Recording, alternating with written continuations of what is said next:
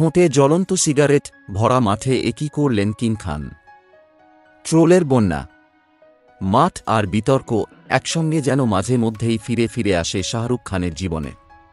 আবার কলকাতা নাইট রাইডারের প্রথম ম্যাচেই কটাক্ষে শাহরুখ খান। আপুয়ের প্রথম ম্যাচেই সকলের নজরের কেন্দ্রে জায়গা করে নিয়েছেন কিং খান।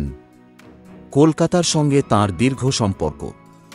কলকাতাও শাহরুখ খানকে ভীষণ ভালোবাসে। আর আইপিএলের প্রথম কলকাতা নাইট রাইডারের ম্যাচ ছিল শনিবার অর্থাৎ 2-3 মার্চ ইডেন গার্ডেনে। আগে থেকেই জানা ছিল এদিন টিম কর্তা শাহরুখ খান কলকাতার মাঠে উপস্থিত থাকবেন।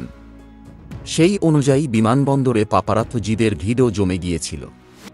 সোশ্যাল মিডিয়ায় কিং খানের কলকাতায় পা রাখার ছবি থেকে ভিডিও ভাইরাল হয়। কলকাতার বুকে যখন টান টান উত্তেজনা, মাঠে 22 গজে ছক্কা হাঁকাচ্ছেন ক্রিকেটাররা, তারই ফাঁকে ফাঁকে শাহরুখের দিকেও চলে যাচ্ছিল লেন্স। টান টান উত্তেজনা, মাঠে 22 গজে ছক্কা হাঁকাচ্ছেন ক্রিকেটাররা, তারই ফাঁকে ফাঁকে শাহরুখের দিকেও চলে যাচ্ছিল লেন্স। আর সেই মুহূর্তেই ফ্রেমবন্দি হতে দেখা যায় শাহরুখ খান মাঠের গ্যালারিতে ধূমপান করছেন। সোশ্যাল মিডিয়ায় যে ছবি মুহূর্তে ভাইরাল হয়ে যায়। সোশ্যাল মিডিয়ায় ঝড় তোলে এই ক্লিপিং। শাহরুখ খান ধূমপানে আসক্ত ছিলেন একটা সময়। দিনে 3-0টা গড়ে সিগারেট লাগত তাঁর।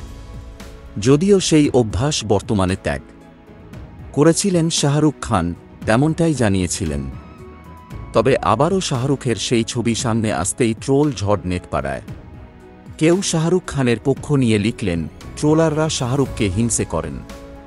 কেউ আবার সোশ্যাল মিডিয়ায় লিখলেন বাবা শাহরুখ খান ধূমপান করছেন স্টেডিয়ামে, তিনি নাকি অনেক মানুষের অনুপ্রেরণা।